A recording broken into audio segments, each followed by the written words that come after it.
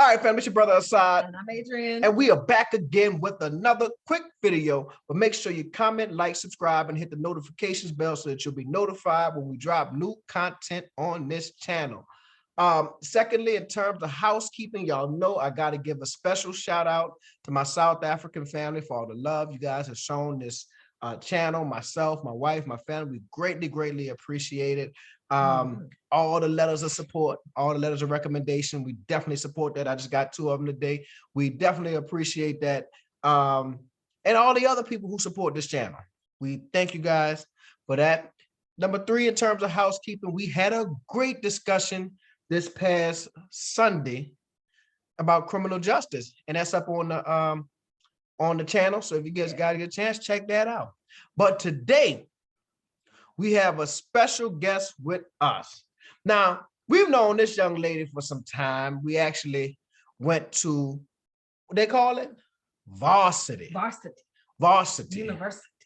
Right. We call it undergrad, college, school. We went to school together. But and she is from our city. So not only did we go to school together, she's from our city, and she went to South Africa with us in 2021, February to be exact. So I'm going to take a second, let her introduce herself, who she is, what she does for her living, her profession, and then we're going to get into this South African conversation, this discussion about South Africa. So, Brandy. Hello. I'm Brandy Galman. I'm originally from New Orleans. I did go to Dilla University, as the good Asad said. I'm a nurse, almost 20 years in, a registered nurse. I grew up in the Gentilly area in New Orleans, not far from where you guys live. I have 4 beautiful kids, a set of 23-year-old twins, a 13-year-old, and a 12-year-old. Wow. Wow is right. Mm-hmm. That's right. That's the correct response. Most appropriate. But you know, I just thought about this. You and your brother twins. Yes, I do. So I have a twin brother. Family. Yes, I have a twin brother. His name is Brandon. We're very, very close, and he's actually gonna be taking this trip with me this time. So I'm so excited about that. Yeah. We told y'all March Madness people coming with us. So let's go back. Here it is. I think it's December of 2020. We announced that we was going to South Africa, right? Yeah. And right. You said, I'm coming. Now, you know, people say that and we be like, that Negro lying. And next thing you know, you set us your itinerary. Let's go. So what did you think of South Africa or Africa in general before this? Because that was your first time in February 2020 when we went. What did you, prior to getting there, what did you think of Africa? So I guess I thought the same as everybody else. Animals, elephants, giraffes, poverty, a lot of indigent situations. It wasn't, let's just say it wasn't a pleasant perspective, right? Mm-hmm. So I grew up seeing what everybody else see on TV, you know, feed the children, the Ethiopians, you know, that standard box that they put Africa in. Yeah. So my perception was already brewing way prior to me actually deciding I want to go to Africa. You know, it started small from when we were watching TV. Yeah. So, yeah. So prior to me actually going, I really didn't put much thought into what I was going to see, right? Mm-hmm. Because I already had a perception from growing up. Yeah. So definitely it was definitely different from what I was groomed to believe, should I say. Yeah. It's very interesting because that is so often when we're talking to our South African family, even other continental Africans, they don't realize how much the propaganda has played a role in our perception of the continent. They you know, here we are. We just talked about we went to college together. We all university graduates, right? But that dang on propaganda, that you know, Tarzan in the jungle. I don't even know if it's Tarzan in the jungle anymore, but it's all the stuff you see on TV. Sally Struthers and the Ethiopian baby, right? That is what they said. That's Africa. They told us that's Africa. They told us Hotel Rwanda. That's Africa. And we believed it. Right. Anytime it makes the news, it's something bad. Anytime it makes news, it's something bad. So we never really got any good news from it. We had to go back 4,000 years to Egypt to get good news about Africa. To figure this thing out. Yeah. So it's like, it's very interesting that your story is not unique. That is the quintessential Black American story about their perception of Africa. It is some poverty, wasteland, ain't nothing popping over there. If you go, be careful because they're gonna have a war going on and all of that negative stuff. So, bam, you get on a plane. We clown in the air for 14 hours. And we clown. Absolutely. Then we get off the plane. We disembark, and now you are in the airport. Take us back to that moment, that airport. So in the airport, it was still surreal for me, right? It wasn't until we actually went to the place where we were staying and I actually started connecting with people and seeing the environment. And then that night, it set in. I felt kind of embarrassed, ashamed, right? Wow. Because again, we all graduated, we're educated, and to not have taken the liberty to seek out the information about Africa on my own, and to get there and actually be surprised, that's my fault, right? That's my fault. That's my own, that's ignorance on my own behalf, right? So I get there and I see all of these people and I'm like, this is nothing like what they say or what they show you. Why don't they show this? Right. The air is clean. People are smiling, very hospitable. And us actually going into those impoverished areas was intentional for us. We had to go out and seek it. Right. Even the ride there was beautiful. Right. All kind of land, animals grazing. It was beautiful. We had to actually go and find the poverty. Right? That's right. That's right. You don't have to find it here. You can go to the light. It might come to you with a gun. Man. It will find you. It's mobile now. It's mobile. It's on the interstate. Oh Lord. So we were in, so man, we stayed in Rosebank. What you think about where we stayed? I liked it. I had to adjust to the temperature because you know we're from here. The air conditioner have to be on 69, 68 at my house. So you know what, that was an adjustment for me because they didn't have central air and heat, but that was fine. I worked through it. They had a little portable AC unit and that kind of kept the apartment cool for us, but it was refreshing. I'm talking about the area itself, like the mall and all that. Oh, the malls there was better than the mall here. Yeah. It was order. I did see one thing that kind of disturbed me, but I didn't allow that to sway my perception. And what was that? You know, it was the guy with the rifle.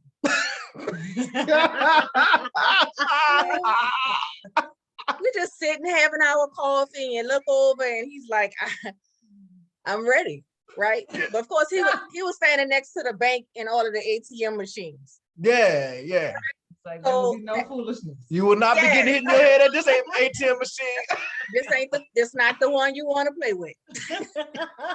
People just walking by. Hey, look, when we first went there, We parked in front of Rosebank, like it's the street, The zone. the zone. Yeah, we parked in front of the zone on the other side of where we were staying. So we couldn't find the hotel apartment, whatever it's called, Airbnb. So she got out to go look. I'm sitting in the car, and he come with that that gun, look, that he had the thing on him. Like that, you gotta move around. You gotta move around. I said, okay, cool. I ain't arguing with you. No trouble. I don't want no trouble. Let me go ahead and move around. Yeah, we don't see that too often, but you know that's and the thing about it is, think about how safe and secure you felt around there though. I did. Yeah. You know, I did. Yeah. I did. I was like, well, we have some law and order around these parts. Ain't no doing donuts in the street in Rosebank. Don't even think about it. Don't think about it. Just, you know, it's not even worth it. So we were there. What else? What else? So what did we do when we were there last time? So for me, let me just rewind. Me deciding to go with you guys this time, because initially I was supposed to go with you guys one time prior, and I kind of, and that didn't work out. So this time, you know, life had just happened to me, right? And so when you posted that you guys were gonna go and who wants to come, it was just like a spur of the moment. I didn't put too much thought into it. I just said, I'm gonna go, and I bought the ticket, right? Yeah. So my brain was all over the place, and I just needed to get away, regroup, decompress, get some things in order, and start over, right? Yeah. You know, so I said, oh, let me go to Africa and get my black girl magic back. You know, I done lost it. Get your Stella. How Stella got her groove back? Watch Stella. Now, don't do me that. We will get to that discussion soon. Oh my goodness, fun times. Oh my goodness. So yeah, so I can't stop laughing with you. You needed a good reset. Black girl magic. So I needed a reset. I needed a reset button. So that was my initial focus for going there. And when I got there, one of my goals on my bucket list was to hug an elephant in Africa, right? I've loved elephants since I was a child, and I've never known why. So I saw this as an opportunity to hug the elephant, right? So I immediately went to look for safaris or somewhere that we could go so that I could just hug the elephant or stand next to the elephant, you know, like a real elephant. Because, you know, the elephants, I don't consider the elephants in the zoo here.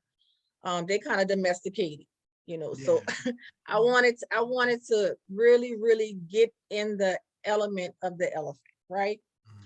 So one of the things that we all did, we went to the elephant sanctuary. It was the most peaceful experience that I'd had in a long time. And people are gonna think it's crazy, but I connected with the elephant, okay? You know, I felt like, because I went back and I watched the video of us walking with the elephants, and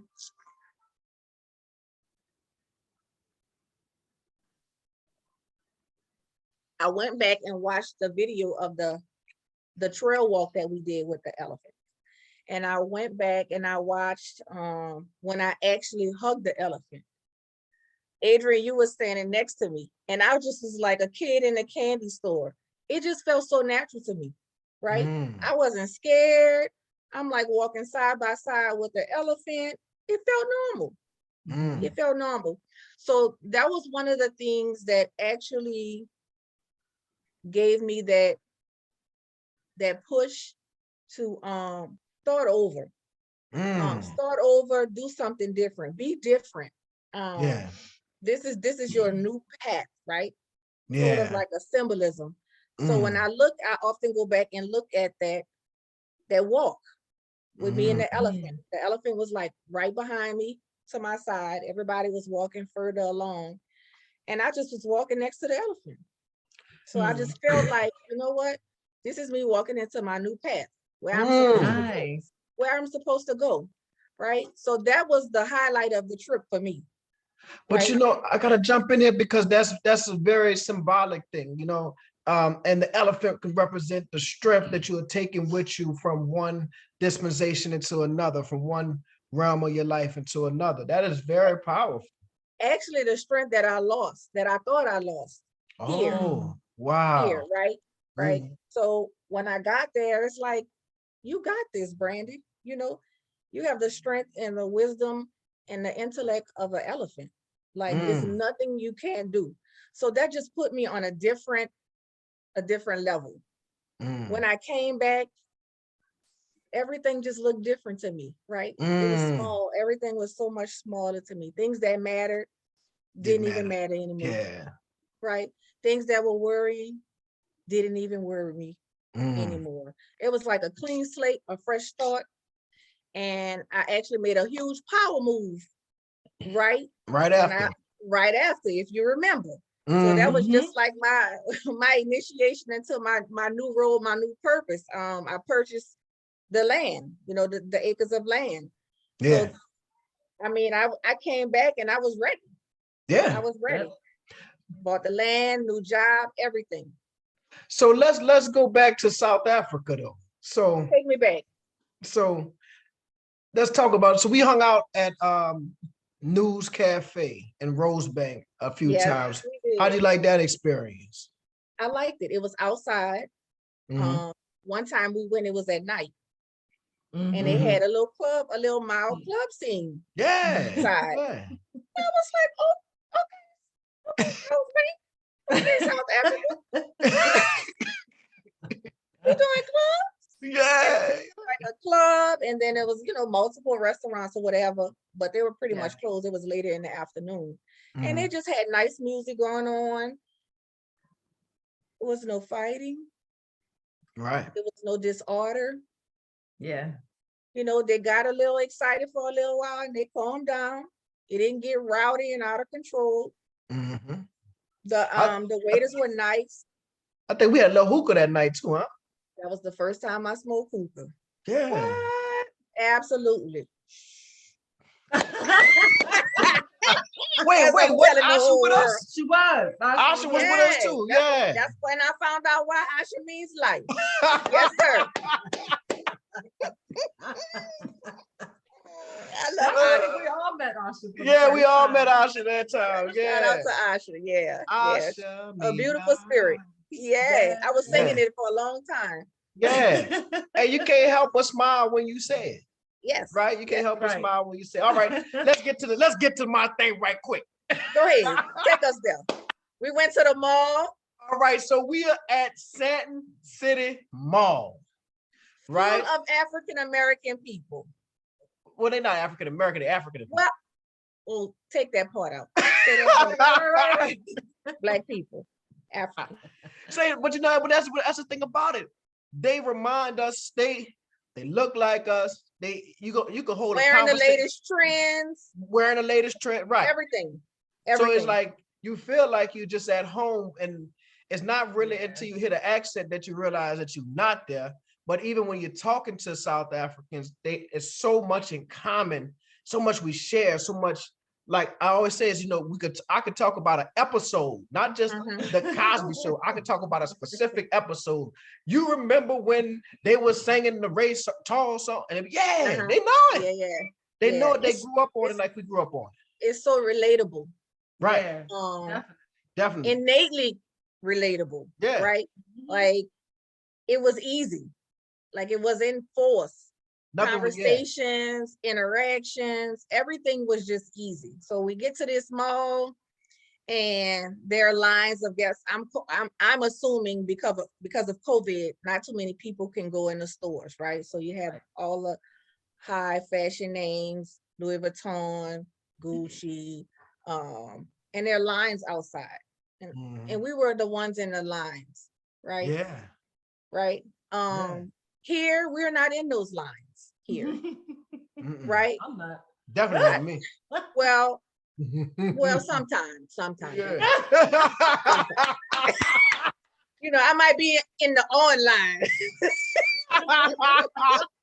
In the sales line. Yes. Yeah. Or like they say, So, standing in queue. Yeah, they in queue. Yeah.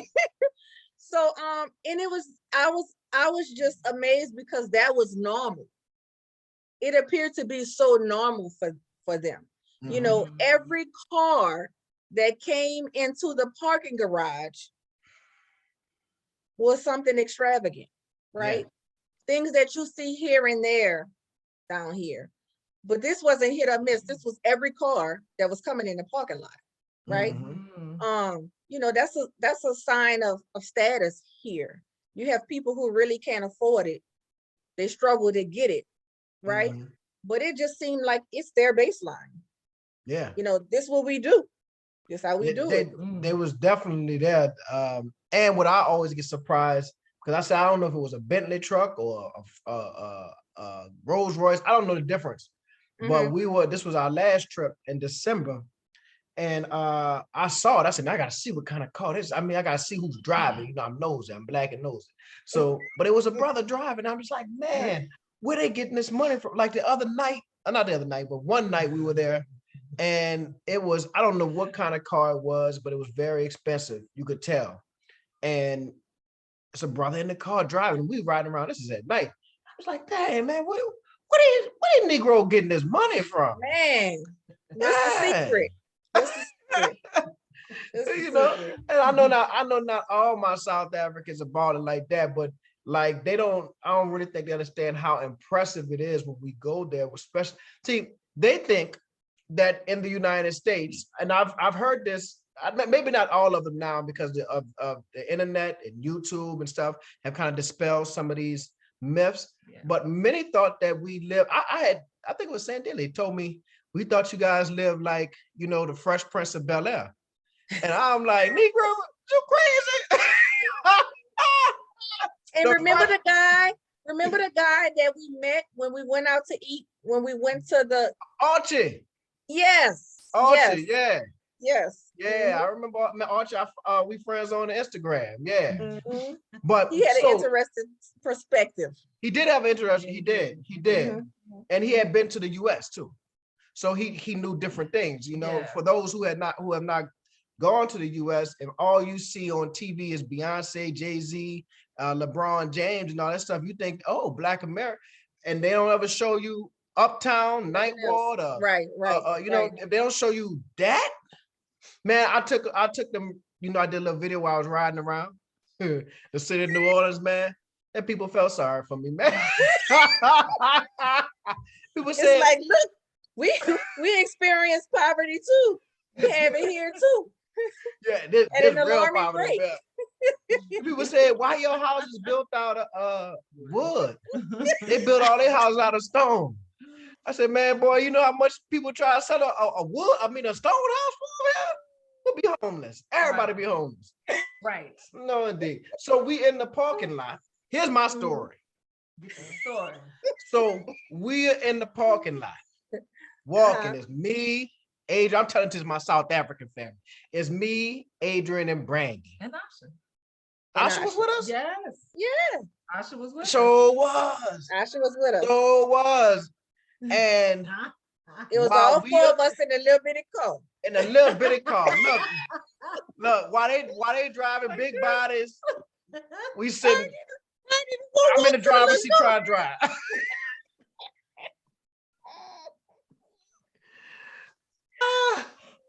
So, man, we passed by this nice Mercedes. Lord have mercy. It was a nice Mercedes, right? Yeah. And looked like a woman or something. Was she wiping the wheels down or something? Like, yeah, the guy got out, he parked. We were admiring the car, and she just, when he got out with what looks like maybe a bodyguard or something, with the rifle. Yeah. She started cleaning the wheels on his tires. Yeah. Cleaning up the tires on his car. Yeah. And I'm like an old groupie, like, oh, what kind of car that is? Big, you see that? Embarrassing. Ooh, that's a nice car. So It was nice. None of us had ever seen this car before. Yeah, I ain't never seen nothing like that. Yeah, It's I probably never $100,000 vehicle. But out the blue, this dude got his Bishop Magic, because I've never seen anything like this. It's me, Adrian, Asha, and Brandy. This dude sent another woman to tell Brandy, give me your number. Bishop Magic Don Juan. Wait, but I didn't even know. I was clueless because we kept walking. And I looked and I was like, where's Brandy? Actually, it was the girl who was cleaning the tires. Yeah. She came over to me.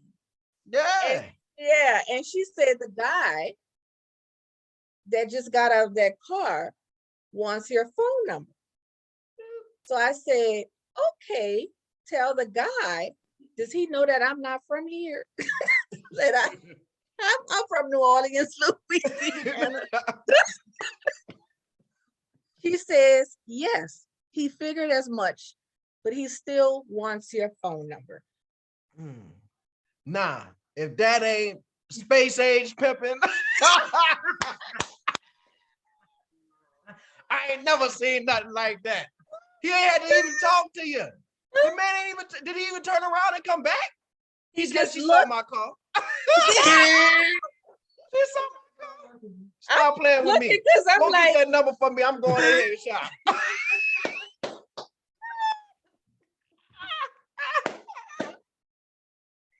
I ain't nothing like it.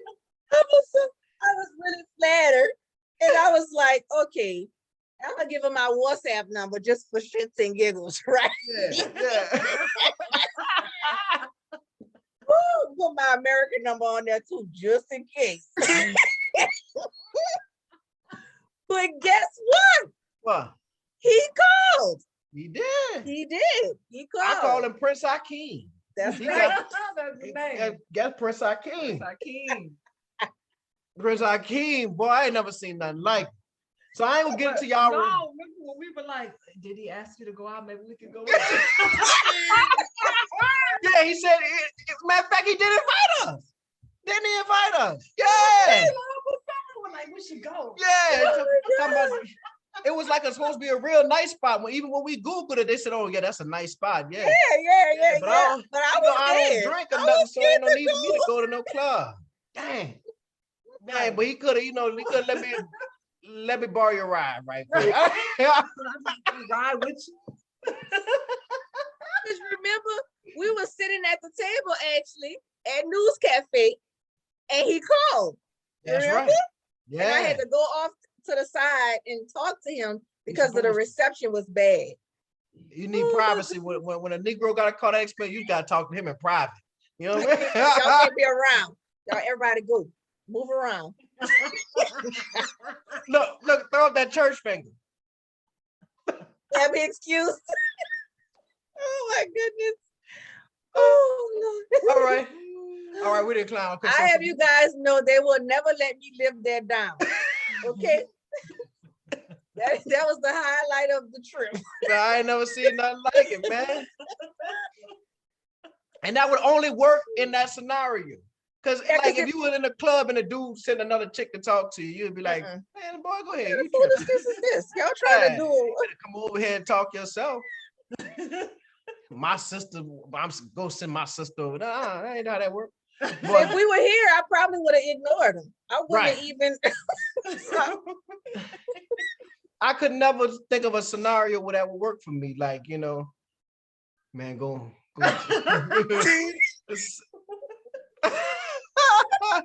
But anyway, so now March Madness. That's right. Coming back. Now tell the people, we thought we was gonna go and kick it and just be chilling and going to restaurants. You said, damn that. We got other plans. So tell me what happened and tell me how it went down. We got a purpose to fulfill. So I know we laugh, Adrian and I and Asad and I, we laugh all the time. There's never a dull moment with us, but we do take care of business and we do have some serious moments, right? So it's been one of my goals in life, another thing that's on my bucket list, and that's to do a mission trip in Africa. But I've never had the connections to actually do it, right? That's one thing. The second thing is that I'm actually starting a business here called Shola International, right? And for the business, I wanted to do some research. I wanted to do research on all things neurology and functional restoration for patients that have dementia and Alzheimer's. So I said, why not take this opportunity to go there and do that? So I'm like, how am I going to make this happen?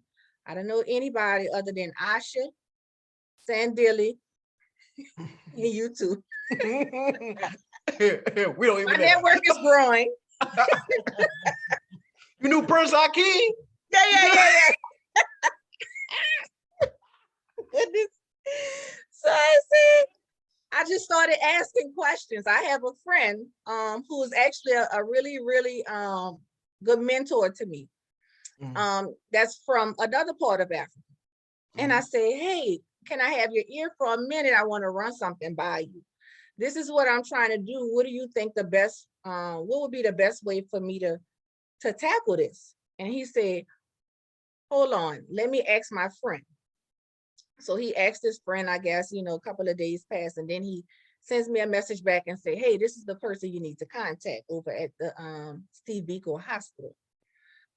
So nonetheless, I sent the email to the doctor that was mentioned. I think this is the person over the neurology department.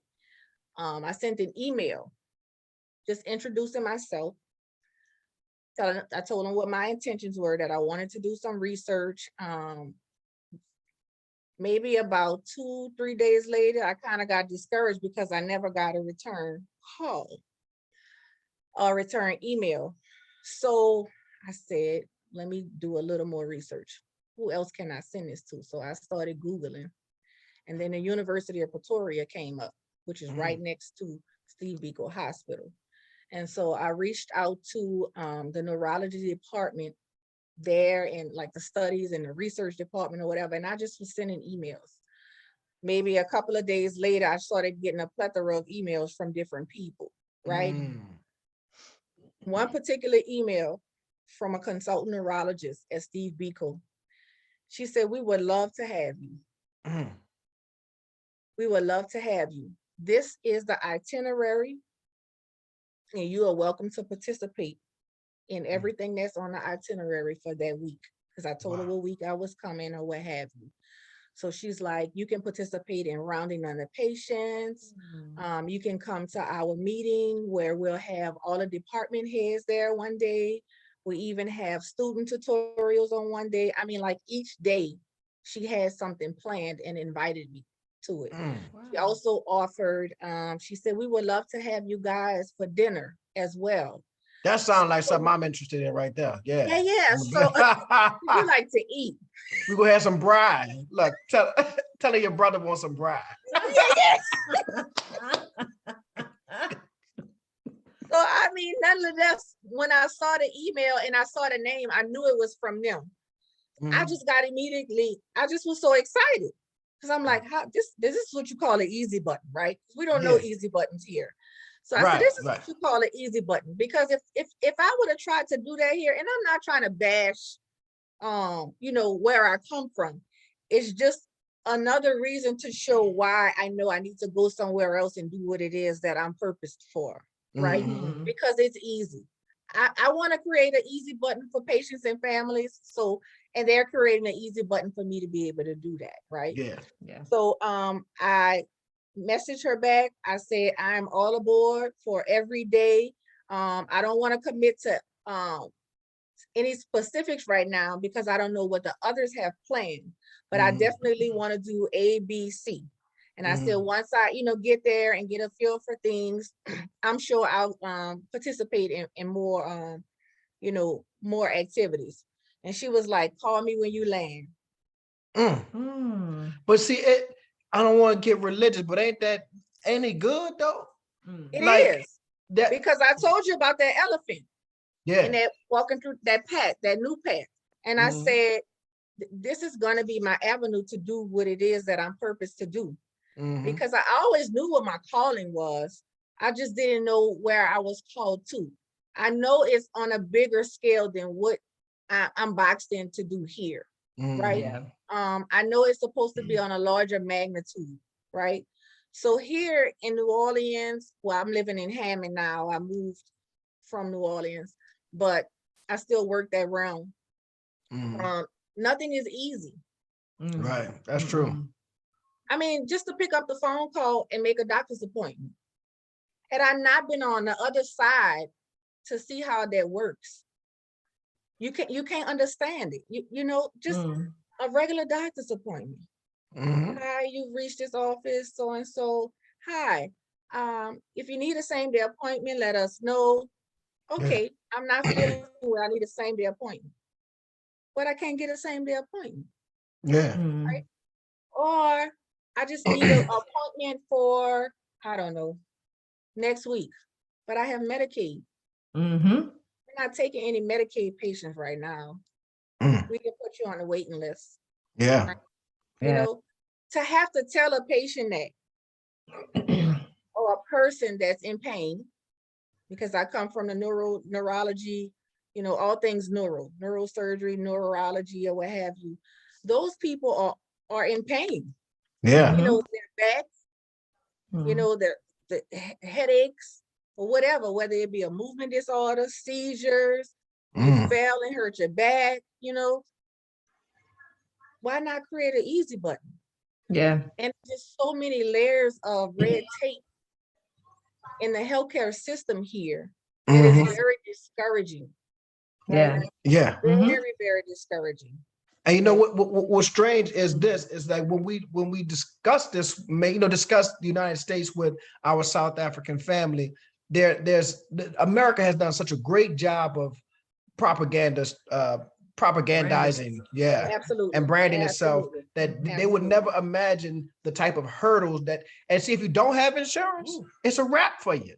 You gonna die. Whatever you have, you gonna die. It could be a common cold.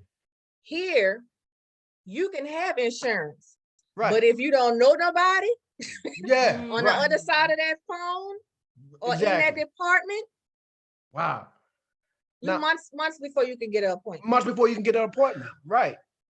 And okay, I go to the VA. I've served my country. I've went to war for my country, and the VA is supposed to, VA hospital, the Veterans Administration Hospital is supposed to be there. They try to get an appointment at the VA.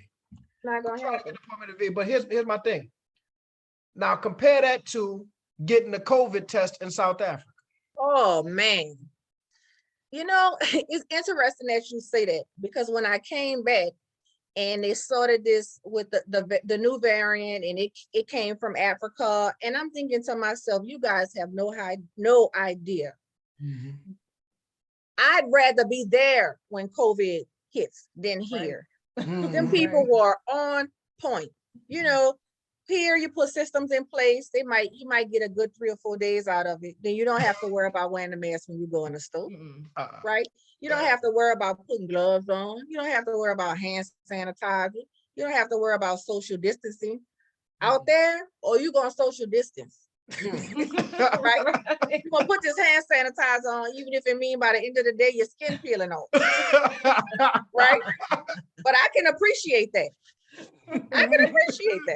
Right? So we had to get a COVID test, and I don't know, for most people who've had to travel international during COVID, you know, there's certain times that you have to have this COVID test done in order for it to meet the requirement for you to move on to the next stage of your travel.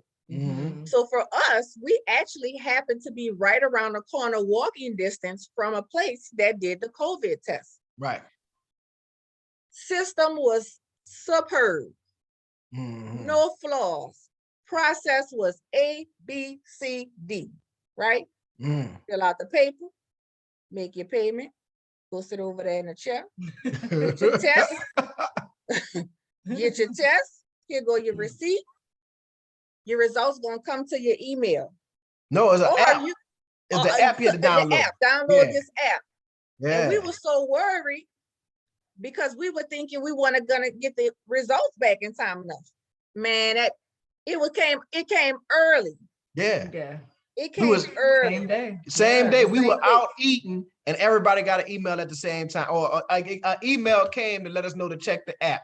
And it wasn't a rapid COVID, because flying international, you can't use the rapid. It was PCR. It was a PCR. So Right. that and That's the ticket- efficiency. that's efficiency, Yeah. right? So that's when a system works. That's when you follow the system, right? Right. So take it a step further. When our flight got canceled, Yeah. we were panicking. Hi, Adrian. Yeah. It was like, oh my God, we got to do everything all over again. We got to take another COVID test. You know, they didn't cancel our flight. We didn't even know. They didn't even tell us. Yeah. Got email. And look, I was lightweight happy. I was like, oh well. Me too, because we all were. Because remember, we were like, oh, we get to stay another day. Another day, We yeah. weren't ready to go back anyway. We found something else to do. Yeah. So nonetheless, we had to go back and get another test done because the test that we took was no longer valid. Yeah. Mhm. Seamless. No issues. Yeah. None at all. And, Like and that's clockwork, the same thing, the same as before. Nothing changed. You know, nothing. Oh, today we doing it this way. Well, yesterday we did it. No, everything was the same. same. And guess what? I can tell you, we went back in June and we went back in December, and it's still the same exact Still the process, same. and it's the same exact efficiency. Yeah. Now, let's talk about this, and we getting on to the hour here because there's two more things I want to discuss. But now, when people think of Africa, they think of jungles and they think of safaris. We were in Johannesburg. Describe Johannesburg. We had to drive, first of all, speaking of safari, we had to drive a very, very long time to get there. Right? Yeah. So Johannesburg was like upper echelon, like full of class and very nice. Like Yeah. I mean, even I tell people this story also. The panhandlers at the light. They be dancing. The panhandlers at the light could teach our panhandlers down here something. These people were at the light doing cartwheels. I couldn't believe it. Circus acts, juggling. It was a team of people. And y'all down here holding signs that say we'll work for food. No, these people was working. And then they said thank you. Yeah, they put on a whole show. A whole show The in light was between timed. lights. Like, we got 2 minutes. Go. And look, they were all in sequence at different lights. We had one at our light, he was doing flips. Somebody over here was juggling something. Somebody Yeah, over yeah. there, there was about 3 of them, and they were stepping in the hand and doing tumbling accent. And I'm thinking, oh, come on, America, y'all got to do better. Y'all got to do better.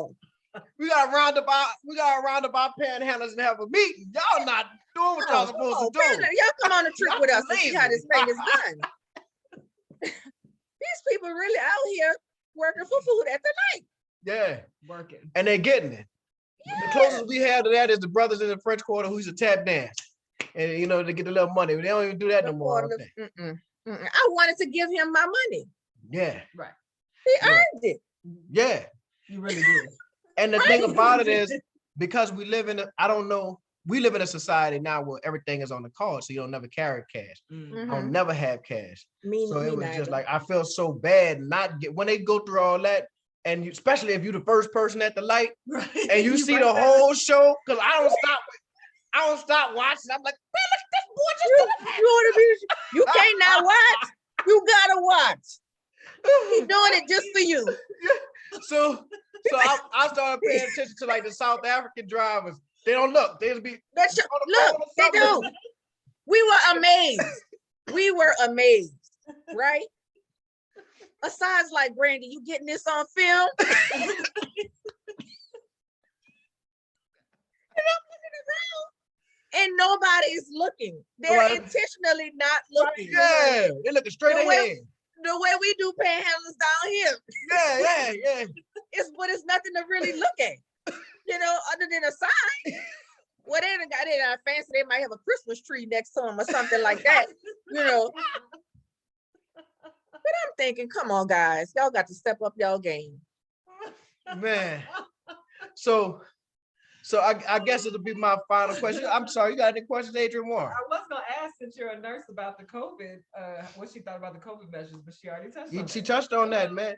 I mean, and that's important because this is coming from a nurse Right. who like, no, they have the protocols in place. When we left in December, everybody was talking, oh, it's the Omicron.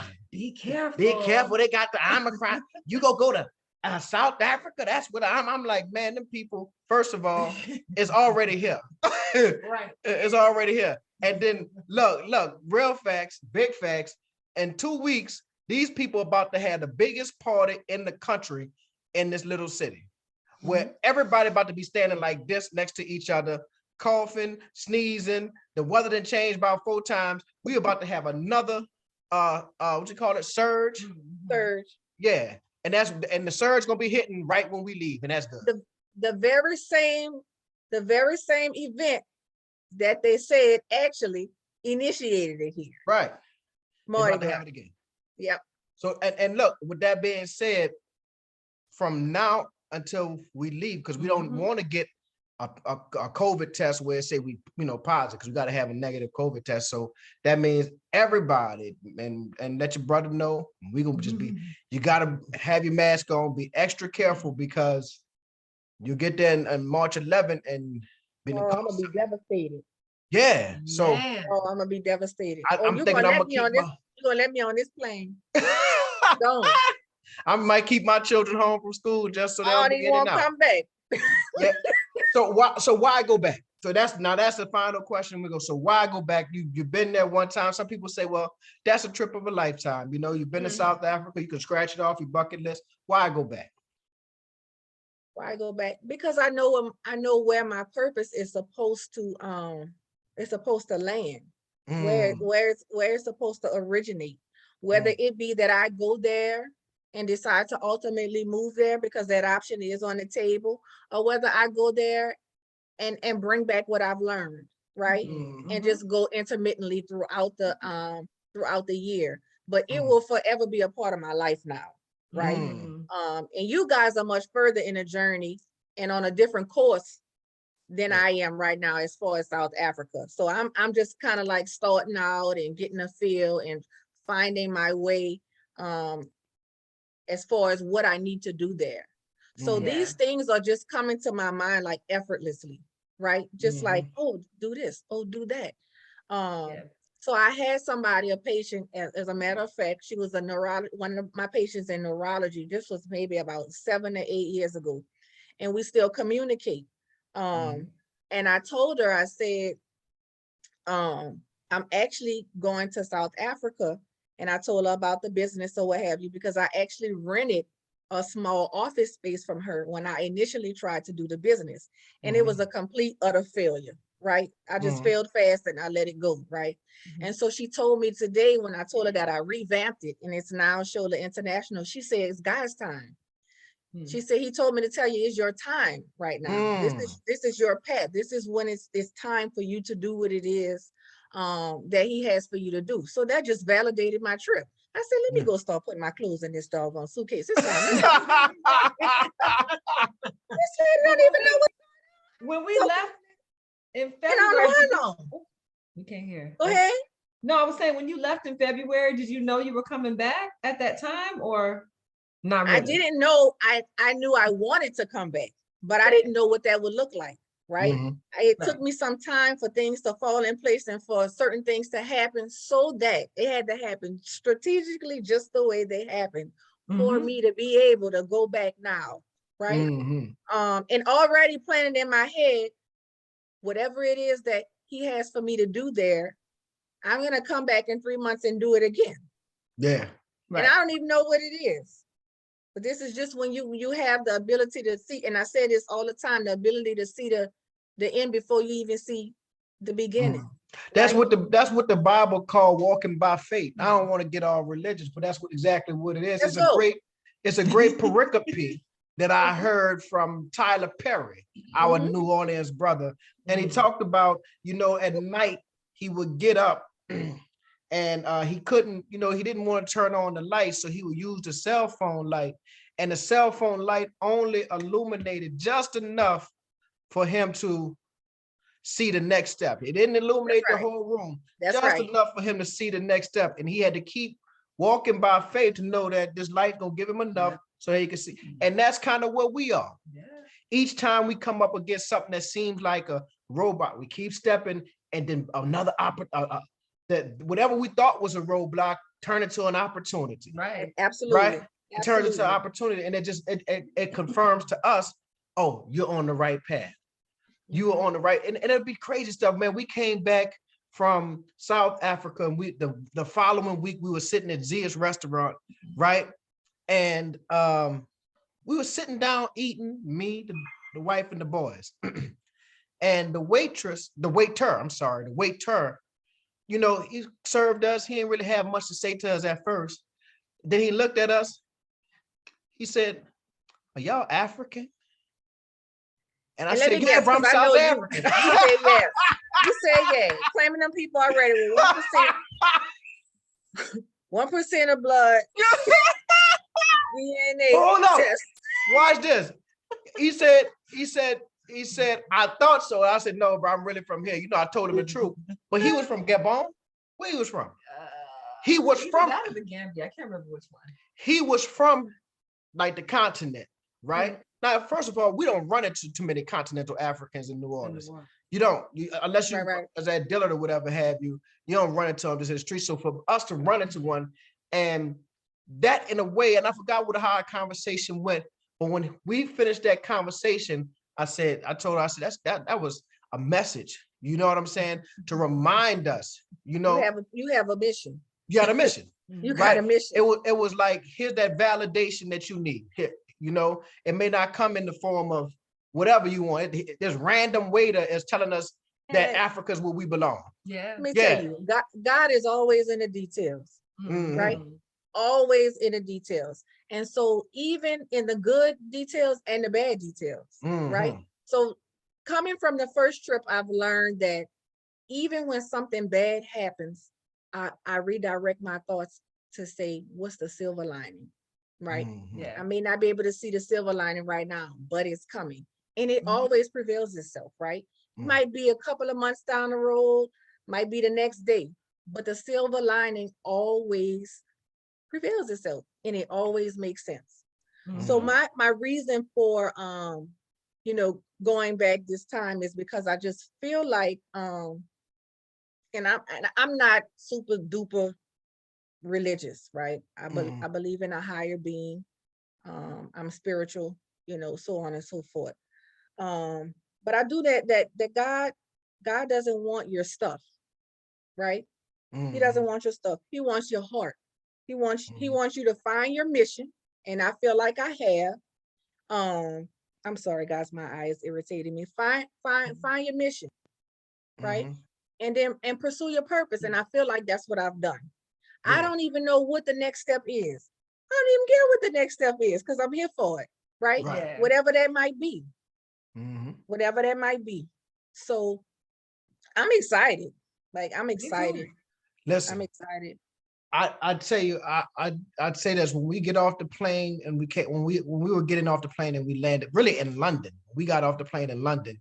It was just like this heaviness was on me. Doc described a different situation. He said it felt like a weighted coat was on it, but he was talking about something else. But that's how I felt when I was coming back. It was not until the first couple of days we were here, and I was just like, oh Lord, looking at people funny, man. You ain't nothing but Man, old look, y'all not even on my level. Look, I just came from South Africa. Yeah, I don't want to be around you people no more. I don't. I'm different. I'm different now. I'm different now. Like, and that's how when I came back, out there, everything felt so normal. Yeah. In South Africa, it felt so normal for me, right? It's a different kind of air. It was really, like they say, a whole another world. Yeah. Yeah. And then I come back here and it's a whole nother world. Yeah. In a bad the way. one I left. Yeah. Right. Yeah. So man, it's just I don't know. It's just that's where I feel like I'm supposed to be. somewhere over there doing something on a larger magnitude just to help. Yeah. Right. And I told you, if I gotta go back on my own dime every 3 months just to volunteer, I will. Yeah. Because I mean they think that that's awesome and I'm helping them, but man, that's the best way to be to become a successful leader. You gotta serve, right? You gotta Right. serve first, right? Right. Just like a manager or a supervisor. You can't manage a group of people and you don't know what their jobs are. You had to have done all of the jobs that you're managing to be able to successfully run that business. I think Dr. King, and I'm paraphrasing, he said everybody can't like be like a doctor or a superhero, whatever he said, but everyone has the potential to be great because everyone can serve.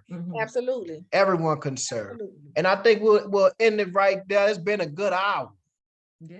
And man, I enjoyed this conversation. We gonna cut up March Madness. Man, I'm telling y'all think we laugh. Wait till we throw the twin brother in the mix. I already can tell he cuts up. No scissors. When we were at dinner. I don't know how this gonna work out. Man, let me tell you, They're gonna mess around and put us out of restaurant. We better not go out to eat. has been all over the world, and I have never seen him as excited as he is now to go to Africa. Right? Yeah. I always say, I lived vicariously through him because he went everywhere and I went nowhere. I was still being a mommy, right? And so now to be able to take him with me somewhere that he's never been before, man. We're gonna have fun, y'all. We're gonna have fun. We're gonna cut up, have fun, and we're gonna leave a nice footprint. Yeah. And again, our goal is to meet more of our people, the people that Sly Stone called everyday people, and connect with them. So I think what we're going to do is when we went in December, we did what they call a meetup. Like I used to do them here in the city, meet up at a Black-owned restaurant. So we're going to do that again. So we're going to do another meetup sometime in March where we could maybe on that, what day we land? Saturday? The 12th, the 12th, the 13th? Well, the 12th or 13th. We leave here on the 12th. The 14th is a Monday. So we leave here on the 12th. We probably land on a Saturday. So maybe that Sunday, we could have a good little meetup and where we could connect with a whole bunch of people at one time, you know, and then throughout the week, we got stuff that we got to do with the houses and all that good stuff. And, but yeah, Brandy, thank you so much for sitting down, talking with us, sharing your South African journey, your story. And I mean, it's just beginning though. Absolutely. It's just beginning. And you saying you'll keep coming back. We're going to be there. So you got somewhere to stay. That's why I can keep coming back. All you got to do is pay for a plane ticket. Or call Prince Akeem.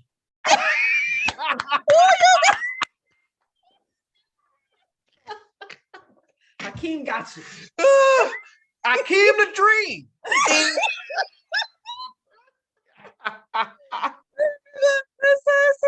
I hope he don't see this. You gotta let us talk to Prince Akeem. I didn't know what Prince Akeem do. What you do, Prince Akeem? But wait, hold up. Didn't you send me something when he was in a rap video or something? Stop.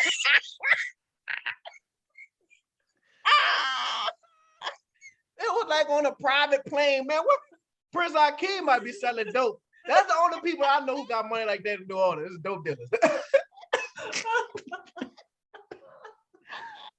you told me, sis, you gotta go secure the bag for us.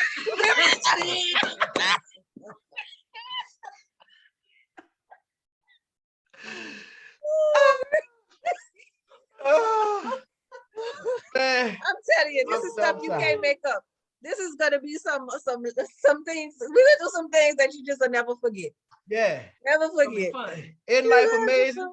It is. Isn't life amazing? I never thought a little old boy growing up in the city that I would be talking about going to Africa. And then going back 2 or 3 times. Never thought. Yeah. No, man. I thought going to Houston was a Boy, I went to Houston. I'm out of town. I'm OT. I don't even want to tell look, I don't even want to tell nobody that no more. Houston. Like Soldier Boy said, Dre. Houston. Houston.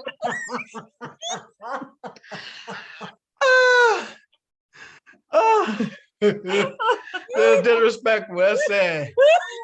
That's sad. Shout out to Man. my boy Drake. Shout out to Soldier Boy. Already. And I'm about to, I'm about to tell him, like Soldier Boy, be like, I'm the first rapper to do this. Like, I'm the first New Orleanian to be rocking in South Africa like this. I'm the first. Follow that. And none of them other people count. And people don't even much count.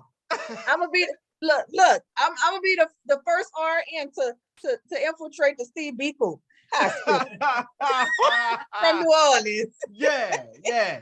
All right, let's. I'm about it because it's an hour long. And the people only watching 10 minutes. That's a shame. Right. They watching 10 minutes. You You a soldier. You're a soldier. You're a general.